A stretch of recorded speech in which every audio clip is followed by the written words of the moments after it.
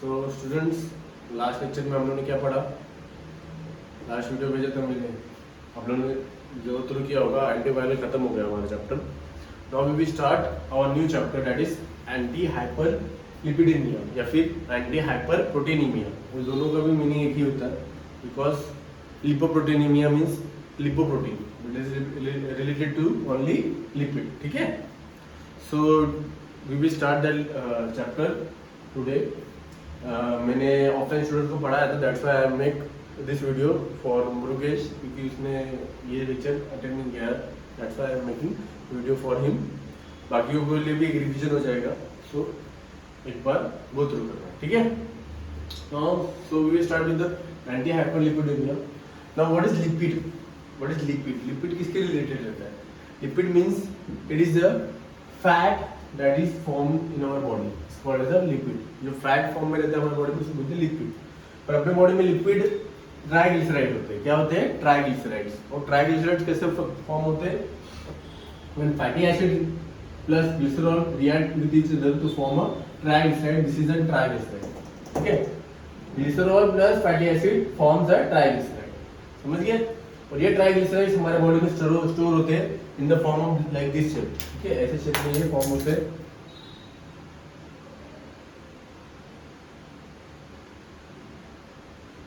ये फॉर्म में ये स्टोर होते हैं। ठीक है, ट्राइग्लिसराइड।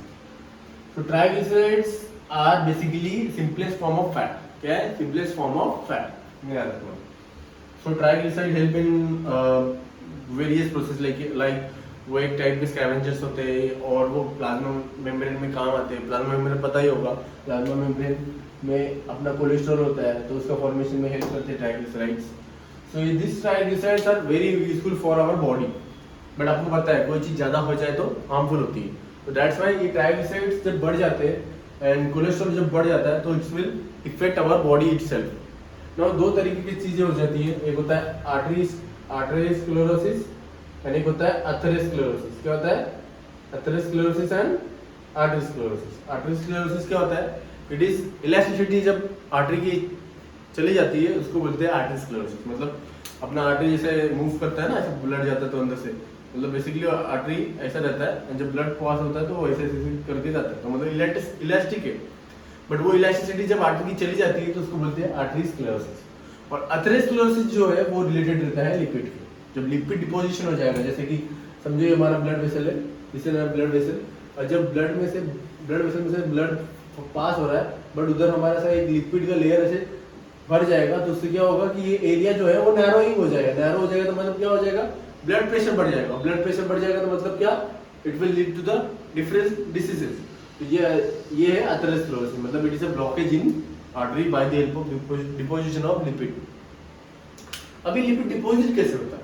लिपिड डिपॉजिट होता है दो तरीके से, बिकॉज इसमें एक चीज होती है सबसे इंपॉर्टेंट हमारे बॉडी में, वो होती है lipoprotein.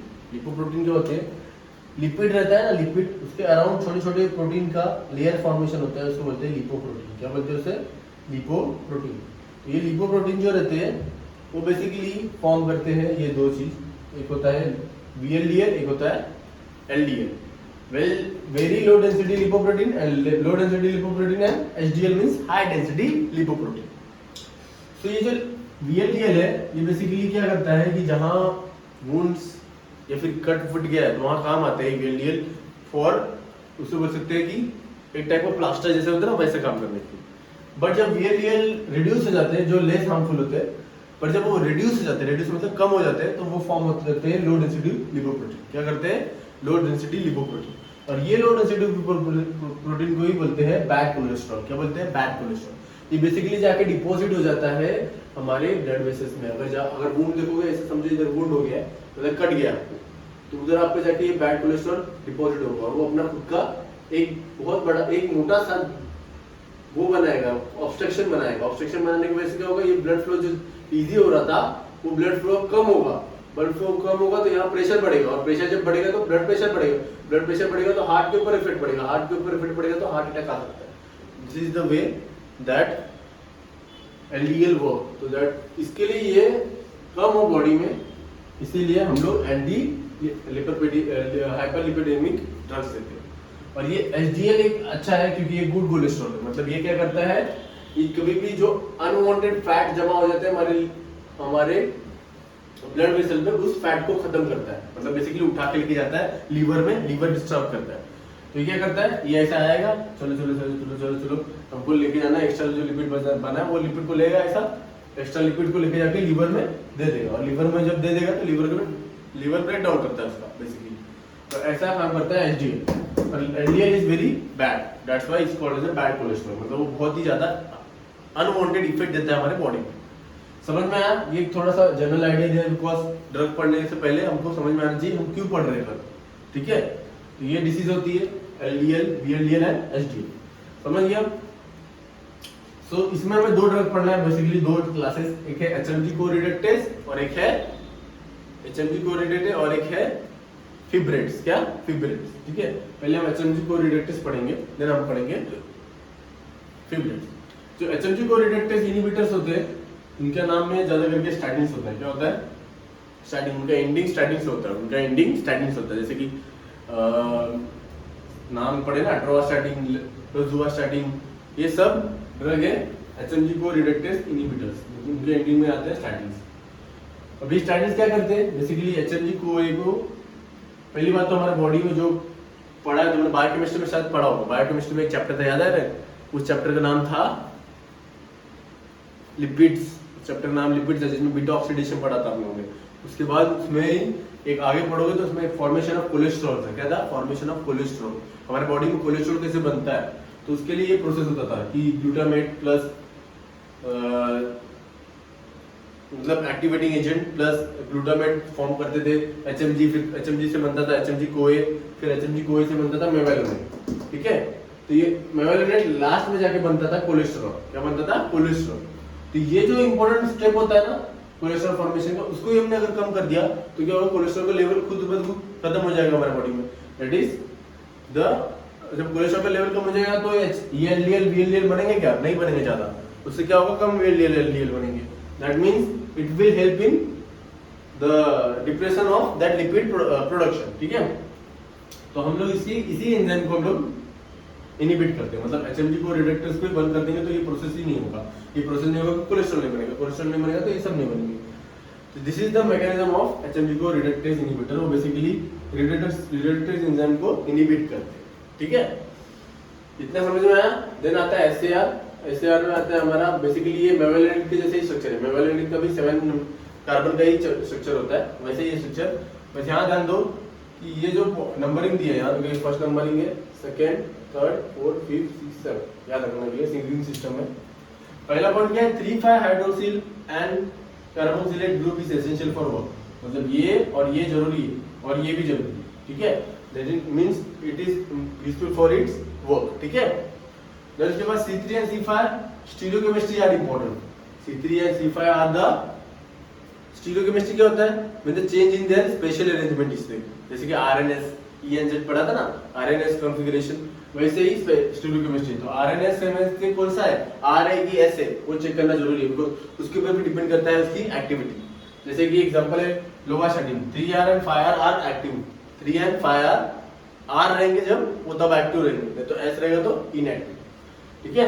Then third point is altering 2 carbon distance between C5 and ring system, मतलब कि यहाँ से अगर ज्यादा बना दिया हम लोगों ने, ये जो है ये 2 कार्बन का ही है, बट अगर हमने इसको 3-4 कार्बन कर दिया तो इट विल बी इनएक्टिव, क्या होगा, इनएक्टिव, मतलब इन द सेंस उसका अगर ये ज्यादा कार्बन को बढ़ा दिया, नंबर ऑफ कार्बन बढ़ा देंगे तो क्या हो जाएगी, उसकी एक्टिविटी डिक्रीज हो जाएगी या फिर इनएक्टिव हो जाएगा। Then fourth point is double bond between C6 and C7 decrease और इंक्रीज द एक्टिविटी, मतलब ये 6 और 6-7 के बीच में अगर डबल बॉन्ड डाल दिया तो इट विल बी इंक्रीजिंग और डिक्रीजिंग द एक्टिविटी। देन आता है fifth point, ethyl group providing optimum activity, this ethyl group is important for its activity. Optimum activity means proper activity देने के लिए ethyl group, this one is important for its activity.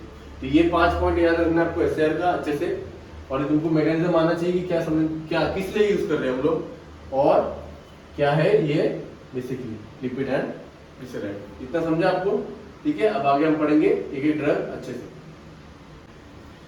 So now we will study the MOA of our HMG co-reacted test and बाकी जो भी part रहेंगे उसको, ठीक है।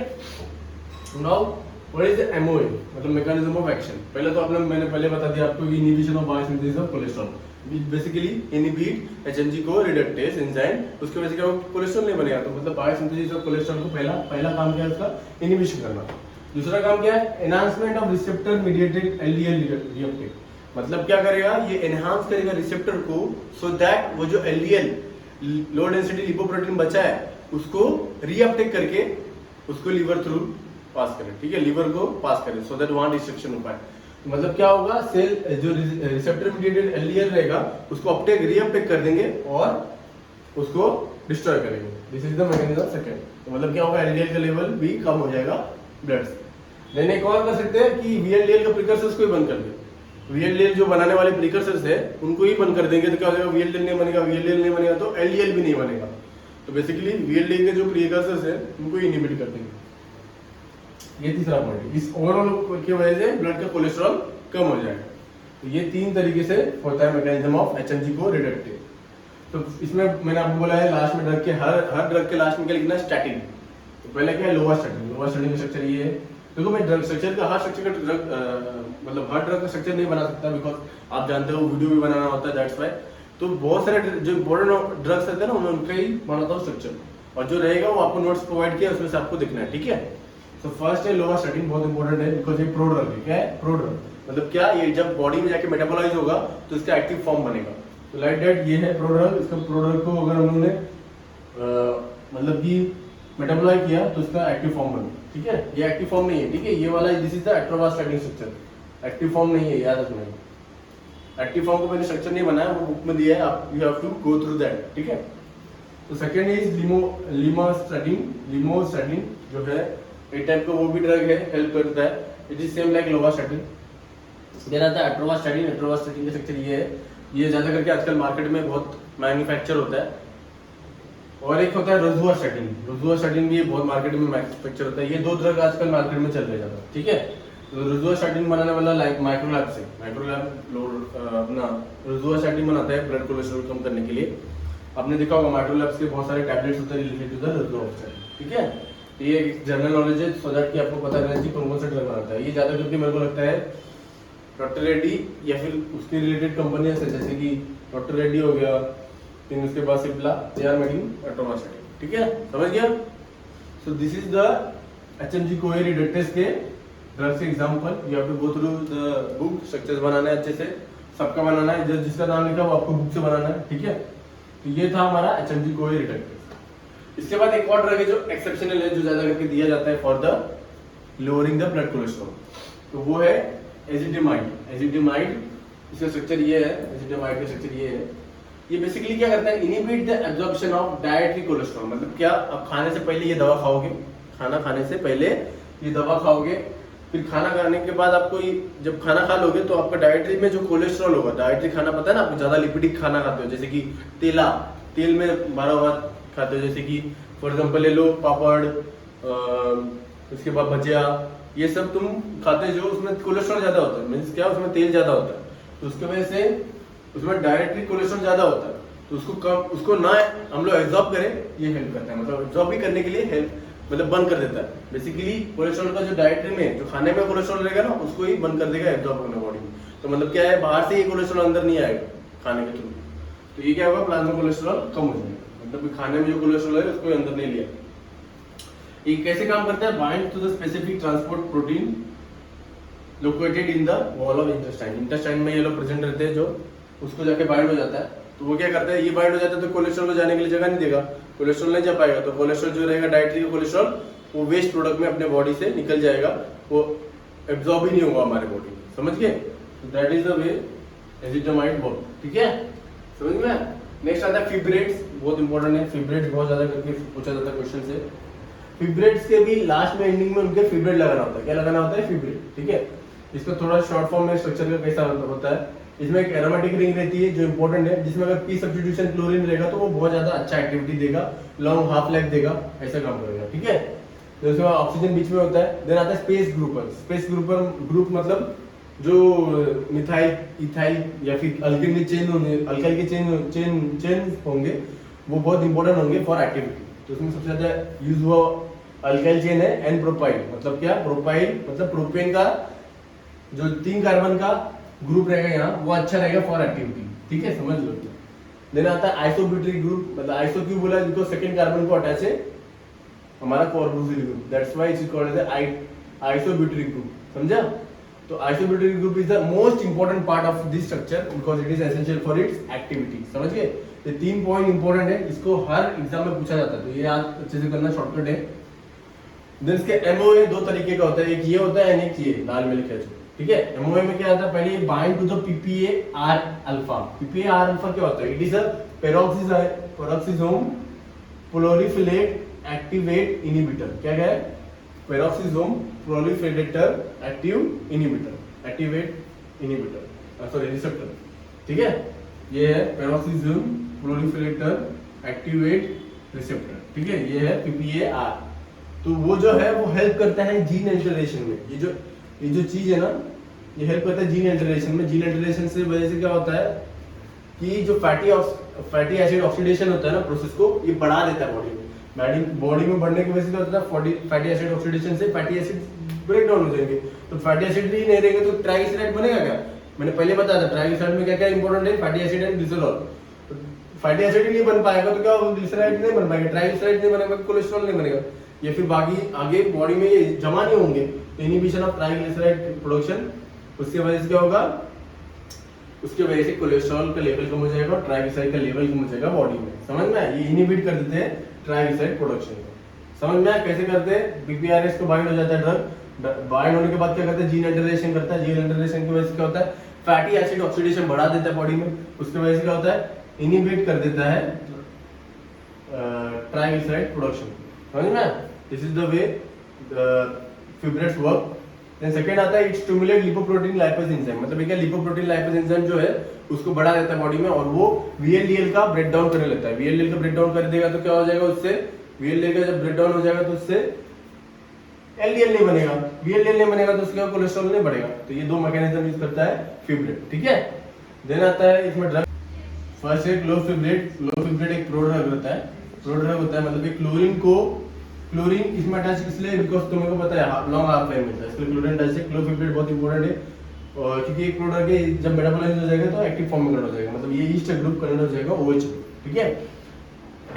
देन आता है जेमिफिब्रेट, फिब्रोजिल जो ड्रग है बट इतना एक्टिव नहीं रहता, मतलब मार्केट में इतना प्रोडक्शन नहीं हो रहा इसका, बट ये इंपॉर्टेंट है, दैट्स व्हाई इसका स्ट्रक्चर आप बुक से पढ़ लेना। देन आता है सिप्रोफिब्रेट, बहुत इंपॉर्टेंट है बिकॉज ये ज्यादा करके मार्केट में अभी यूज हो रहा है। देन आता है फेनोफिब्रेट जो एक प्रोड्रग है वो भी मार्केट में यूज हो रहा है for the decretion of cholesterol and help in anti hyperlipidemia and anti hyperlipoproteinemia, ठीक है। तो ये जो 2 ड्रग थे HMG correlated and inhibitor and fibrates, बहुत इंपॉर्टेंट है, so ये अच्छे से पढ़ो, एग्जाम में दोनों में से एक अच्छा पूछा जाता है, तो एक्सप्लेनेशन अच्छे से देना एमओए के बारे में और स्ट्रक्चर अच्छे से पढ़ना, ठीक है। समझा ये लेक्चर। नेक्स्ट लेक्चर में हम लोग अभी पढ़ेंगे डायबिटिक्स।